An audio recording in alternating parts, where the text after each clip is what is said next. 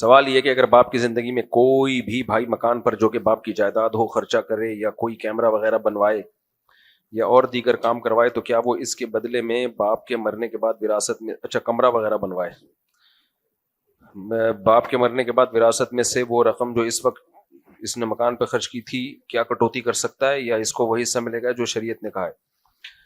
دیکھو، باپ کی زندگی میں بھائی نے مکان پر باپ کے مکان پہ کمرے وغیرہ بنوائے ہیں، یہ بہت سوال آتا ہے کہ ابا کی زندگی میں ابا کے مکان پہ پورا پورشن بنا دیا، کمرے بنا دیے، تو اس میں اگر ابا کے گھر میں ریپیئرنگ کا جتنا بھی کام کیا ہے وہ تو واپس نہیں ہوگا، سارا فری پاکٹ کا وہ ثواب سمجھا جائے گا۔ نلکے لگا دیے، ٹائلیں لگا دیں، کمرہ ٹوٹ رہا تھا یا واش روم کو ریپیئر کر دیا یا نیا واش روم بنا دیا، سب فری پاکٹ کا ہے، سمجھ رہے ہو؟ مرنے کے بعد وراثت اتنی ملے گی جتنی دوسرے بھائیوں کو ملے گی۔ البتہ اگر کسی نے پورا اپنے پیسوں سے اوپر پورشن بنا دیا، ایک بھائی نے پورا الگ سے پورشن بنا دیا، سارا اپنا پیسہ خرچ کیا اس میں، پورا پورشن گھر بنا دیا اوپر، پھر یہ گھر کا مالک ہے، نیچے والا بیٹا، یعنی نیچے والا بیٹا نہیں، وہ بیٹا جس نے یہ پورا پورشن بنایا ہے وہ اس اوپر والے پورشن کا مالک ہے۔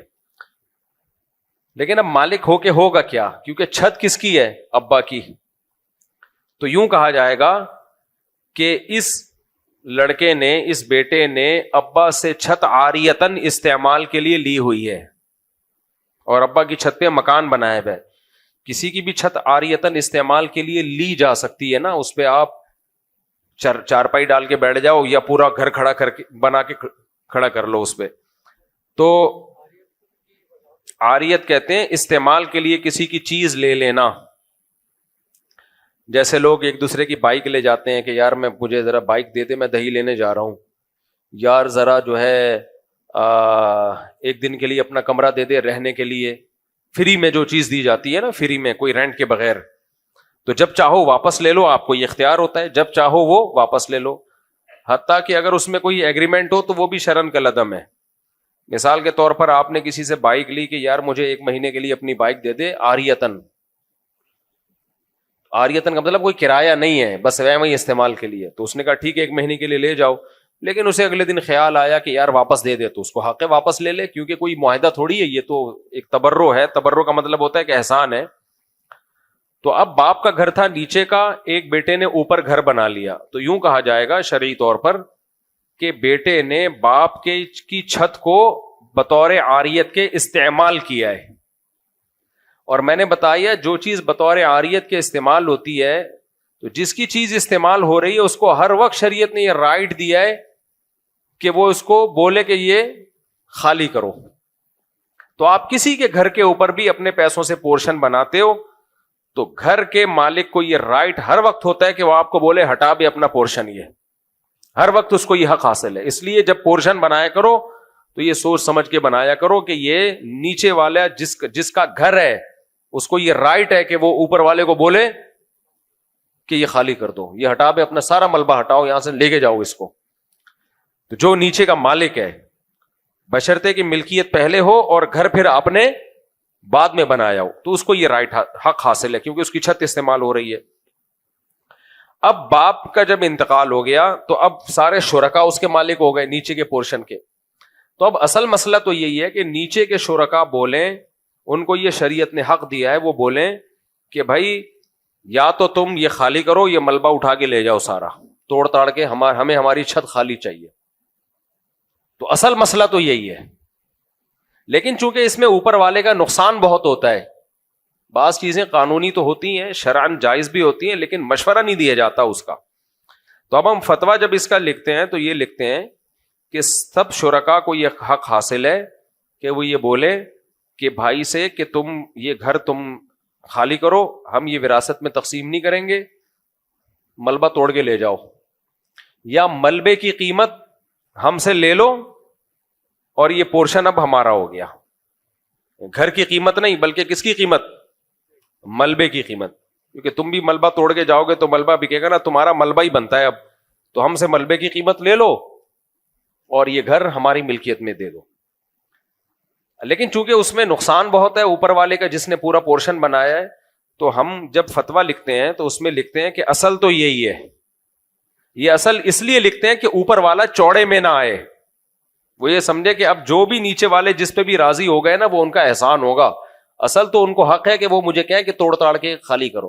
تو اب دوسرا رائے یہ لکھی جاتی ہے مشورے کے طور پر, وہ یہ لکھا جاتا ہے کہ جس نے اوپر والے پورشن میں پیسہ لگایا تو اب اس کو ہم اگر آپ توڑنے کا حکم دیں گے تو اس بھائی کا نقصان بہت ہے. تو صلہ رحمی کا تقاضا یہ ہے کہ اوپر والے کی پورشن کی کوئی قیمت لگا لی جائے اور اس کو وہ قیمت دے کے پورا بنا بنایا پورشن اس سے خرید لیا جائے اور پورے مکان میں شامل کر دیا جائے اور پھر پورے مکان میں وراثت کو تقسیم کر دیا جائے. یا اس کے علاوہ کوئی اس سے ملتا جلتا کوئی بھی حل ہو تو وہ ہم 4-5 ان کو جو وارثین ہیں ان کو ممکنہ صورتیں لکھ کے بھیج دیتے ہیں کہ بہتر ہے اس پر. ان میں نہ نیچے والوں کا نقصان ہوتا ہے نہ اوپر والے کا نقصان ہوتا ہے. بھائی اصل مقصد تو یہ کہ نیچے والے کو بھی نقصان نہ ہونا, تو ایسی پھر ہم چند کنڈیشن لکھ کے دے دیتے ہیں بھائی یا تو اس پہ عمل کر لو یا اس پہ عمل کر لو یا اس پہ عمل کر لو یا اس پہ عمل کر لو. اس میں دونوں کا کوئی نقصان نہیں ہے. اور پہلی صورت بھی جائز ہے کہ نیچے والے بولیں خالی کر, تو جائز ہر جائز کام کرنے کا نہیں ہوتا, اس میں بیچارے کا بیڑا غرق ہو جائے گا.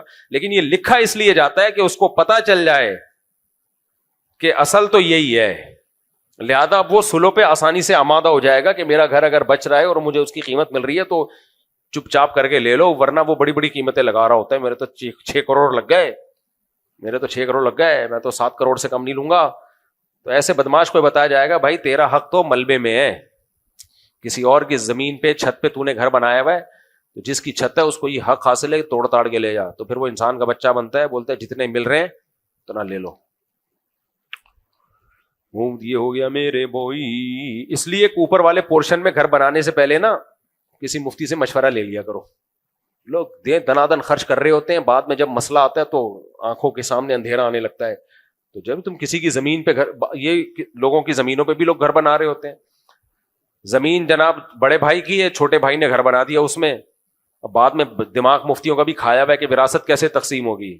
وراثت ایسے تقسیم ہوگی کہ نیچے کے بھائی کی زمین ہے, تم نے اگرچہ اس کی اجازت سے گھر بنایا ہے تو بن گیا گھر, لیکن اس کو یہ ہر وقت حق حاصل ہے, وہ بولے میری زمین خالی کر اپنا گھر لے کے جائے یہاں سے. تو نارمل حالات میں تو وہ یہ نہیں کہتا, کوئی قیمت طے کر لیتے ہیں, لیکن جب لڑائی ہوتی ہے تو پھر وہ یہ کہتا ہے, جب لڑائی ہوتی ہے جھگڑا ہوتا ہے پھر کہتا ہے ہٹا, پھر مفتی اسی کا ساتھ دے گا جس کی زمین ہے. نہیں آ رہی سمجھ میں بات. میرا نام محمد یوسف ہے اور میرے باپ کا نام. دیکھو یہ مالی معاملات میں نا بہت سیدھا رہنا چاہیے. میں نے پتا ہے کیا وصیت نامہ جو لکھا ہوا ہے میں بتاتا رہتا ہوں نا تاکہ آپ لوگ کو بھی عبرت ہو. اب ظاہر ہے میں جب مروں گا تو اتنے پیچھے وارثین ہوں گے, تو ان کو جھگڑے سے بچانے کے لیے, حالانکہ مجھے امید ہے کوئی نہیں جھگڑے گا آپس میں انشاءاللہ, لیکن ہم تو پورا انتظام کریں نا. میں نے گھر کی چیزوں کا بھی لکھا ہوا ہے کہ کون سے گھر میں کس کی چیز کس کی ہے. تو اس میں نے لکھا ہوا ہے کہ میرے گھر میں جتنا سامان ہے وہ جو زوجہ اس گھر میں رہ رہی ہے سارا اسی کی ملکیت میں ہے, تاکہ اس میں وراثت کا مسئلہ ہی کھڑا نہ ہو کہ ملکیت میں دے دیا سارا فرنیچر, فریج, چولہے مولے جو بھی ہے. اب میں نے کیا قبر میں لے کے جانا ہے؟ بھائی جس زوجہ کا ہے وہ سارا فرنیچر اسی کا ہے. تو اب میں مروں گا تو بھائی اس میں تو وراثت ہے ہی نہیں ہے, تو گھر والوں کا ہے. وہ جب مریں گے تو پھر وہ ٹینشن, وہ میرے مرنے کے بعد جو مرضی ٹینشن ہے میرے اس سے کیا لینے دینا. ہمارے لیے تو الگ سے ٹینشن کھڑی ہوئی ہوگی آخرت میں کہ بخشش ہو جائے. یعنی وہ ٹینشن سے بچنا تو میرے بس میں نہیں ہے نا. میں تو یہی کر سکتا ہوں کہ میں جب مروں تو میرے مال میں کوئی جھگڑا نہ ہو. تو میں نے بتایا ہوا ہے کہ بھائی جب میں مر جاؤں, وصیت لکھی ہوئی ہے, جب میں مر جاؤں گا تو پہلے سے, مرنے کے بعد نہیں کہ میرے مرنے کے بعد یہ ان کا ہے, پھر یہ نہیں ہوتا. مرنے کے بعد تو پھر وراثت ہے, پھر وصیت باطل ہے ابھی سے. تو میں نے کہا میرے جس گھر میں جو بھی گھریلو سامان ہے وہ سارا کا سارا اسی زوجہ کو میں نے ابھی ملکیت میں دے دیا ہے. جو زوجہ جس گھر میں رہتی ہے وہ سارا سامان اس کو ابھی. یہ وصیت جائز نہیں ہے کہ میرے مرنے کے بعد وہ اسی زوجہ کا ہے, کیونکہ زوجہ تو وراثت میں حقدار ہوتی ہے, اور جو وراثت جس کو ملتی ہے اس کے لیے وصیت شرعن باطل ہوتی ہے. اس کے لیے آپ 1 روپے کی بھی وصیت نہیں کر سکتے کہ یہ اس کو دے دیا جائے. تو میں نے وصیت کی ہوئی ہے بھائی میں مر گیا تو پہلے سے میں بتا دوں یہ ساری چیزیں میری ملکیت سے خارج ہیں. جتنی گھر میں چیزیں ہیں وہ سب گھر والوں کی ہیں, سوائے اس کے کہ کوئی پیسے ویسے لاکر میں رکھے ہوئے ہوں یا کہ الماری میں, ایسا نہ وہ سب اٹھا کے ابھی صحیح لے لے. وہ پتہ چلا میں گھر میں گیا, شلوار کی جیب میں ہاتھ ڈالا, پیسے ہی نہیں ہے. گھر والوں نے کہا, آپ نے کہا تھا جو کچھ گھر میں ہے وہ سب تو میری شلوار کی جیب سے جو پیسے یا قمیض کی جیب سے جو, شلوار میں تو جیب نہیں ہے, قمیض کی جیب سے جو پیسے نکلے وہ کس کے ہیں؟ وہ میرے ہیں. تو یہ اپنے لیے بھی آسانی رکھو, گھر والوں کے لیے بھی آسانی رکھو بھائی. تو یہ سب چیزیں پہلے سے لکھ کے رکھنی چاہیے, ورنہ اتنی کنفیوژن ہوتی ہے. زیور بھی جو بھی کسی کے پاس ایسا بنی کا ہے بھائی. ہاں سر میرے ذاتی کپڑے کس کے ہیں؟ وہ میرے ہیں, تاکہ میں عزت سے پہن تو سکوں نا. لوگ بولیں گے بیوی کی پاجامہ پہن کے گھوم رہا ہے, بیوی کی قمیض پہن کے گھوم رہا ہے, وہ پھر کیا عزت؟ ٹوپی جہیز کی ہے, ایسا نہیں ہے. یہ سب جو ذاتی چیزیں وہ میری ہیں. حتیٰ کہ